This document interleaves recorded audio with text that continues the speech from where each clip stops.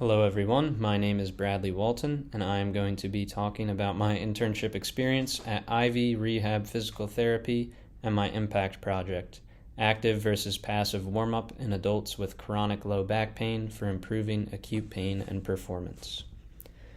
So just to briefly go over my internship site, at Ivy Rehab Pennington, there were 3 physical therapists and 1 physical therapist assistant.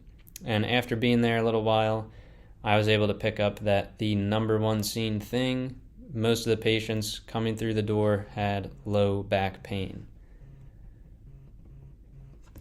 So the objective of my study was to look at specifically the active and passive warm-up, the passive being heat and the active being either on the bike or the treadmill, which is better between the two. So this was specific to chronic low back pain.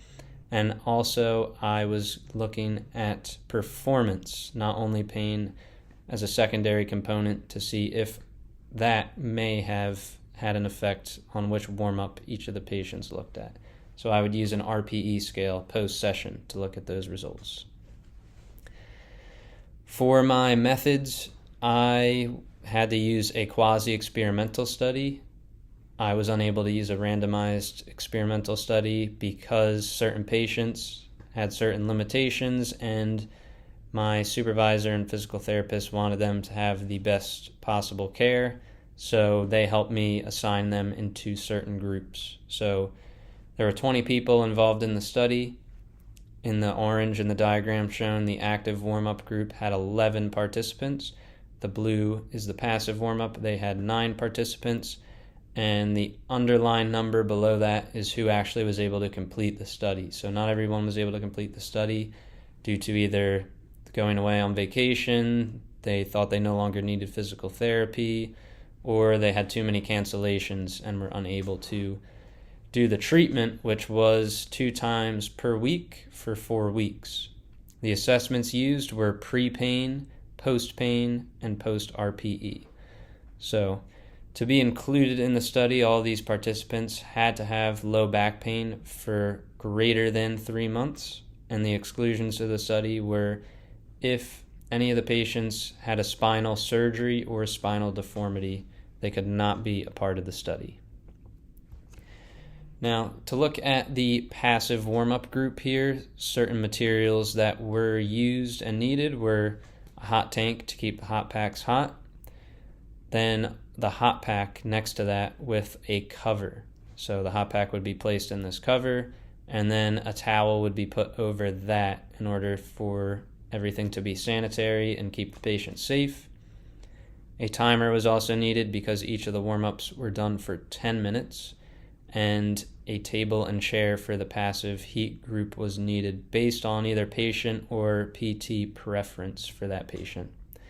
The active warm-up group started on a treadmill or a recumbent bike, and they also needed a 10-minute timer. So this is the setup that I used for recording my data.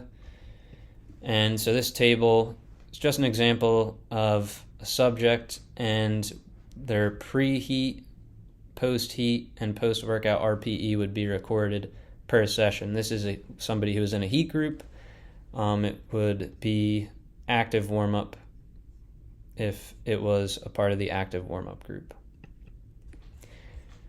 So to look at the scales that were used for both of these groups, there's the pain scale, there's a visual, and also the 0 through 10. So there was patient education done. So 0 would be no pain, and then I would describe to the patients as 10 being the worst possible pain ever, like you're going to the emergency room or the hospital. And then on the right is the RPE scale. 0 would be at rest, 10 would be maximal effort. To get into the results of my study, here shown is the average pre-pain and average post-pain in the active and passive group, also with pain difference and average RPE. So for the pre-pain, post-pain, the active warm-up group went from a 3.8 to a 3.2, being a 0.6 decrease in pain score, and the average RPE after the session was a 4.5 in this group. For the passive group, the average pre-pain was a 5.7, and then the post was a 4.6, being a just over 1 point decrease in pain. And then the average RPE for that group was a 5.4, so a little bit higher than the active. This is just a visual showing the active group on the left here and the passive on the right. Just the slight decrease here in the active, and then also the passive had a little bit more for average pain scores. So when looking at the passive warm-up group specifically, this table has the average scores for each of the subjects who were in that passive group. And after putting in all the statistics, P was equal to 0.005. So that was able to show that the results were significant, as it was less than 0.05. Next, looking at the active warm-up group, the 7 subjects' average scores are shown here for pre-pain and post-pain, and the P was equal to 0.145. So that's greater than 0.05, so the results in this group were not significant. So here's a visual of RPE just to see. 0 would be like at rest, so active was a 4.5, passive was a 5.4 here. So the visual is showing that the active warm-up had a little bit less on the RPE exertion rating. So the average post-session for the RPE, looking at both groups with the subjects here and putting everything in, the P was equal to 0.213. So we're not able to say that either of these had any significant effect on performance or exertion. Just to touch up on strengths and limitations of the study, this was a very simple study. It was low cost and minimal equipment was needed for me, as it was all provided at my internship site.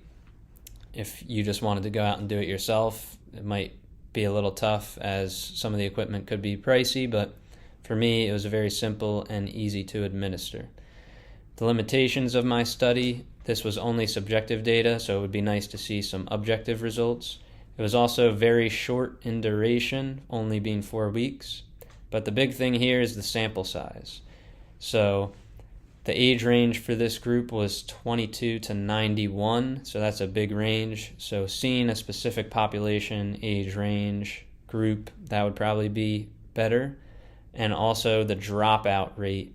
There was a lot of dropouts, and being at the PT clinic, I could see that that's a big thing. So maybe having more consistent turnout would be better as well.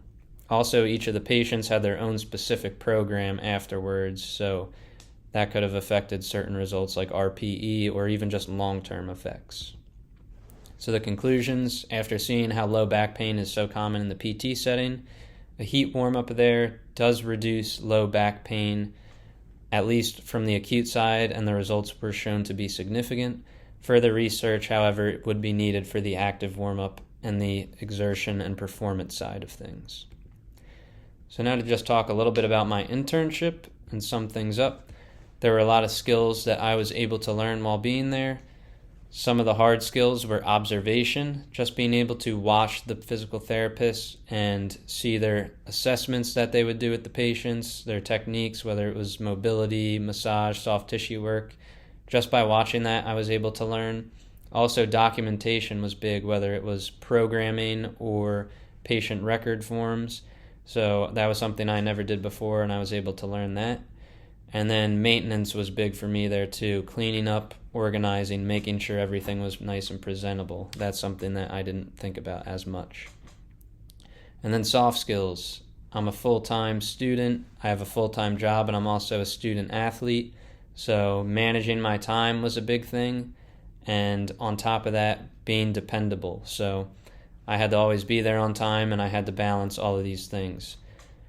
Also, communication was probably the most important thing, and that combined with teamwork, working with the team there at Ivy, was big, and I was able to learn how to communicate and work together.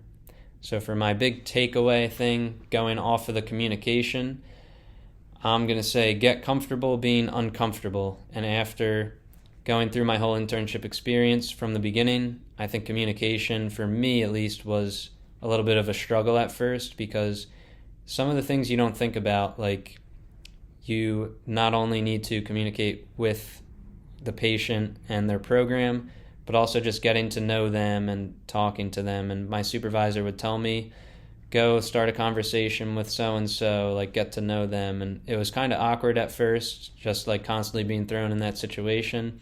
But after all of that and all the experience, I was greeting everybody as they would come in the door, talking about them throughout their whole session. So get comfortable being comfortable. That's the only way to get comfortable. So I'm going to leave it off with that. Thank you, and thank you, Ivy Rehab and my supervisors, for making this experience happen.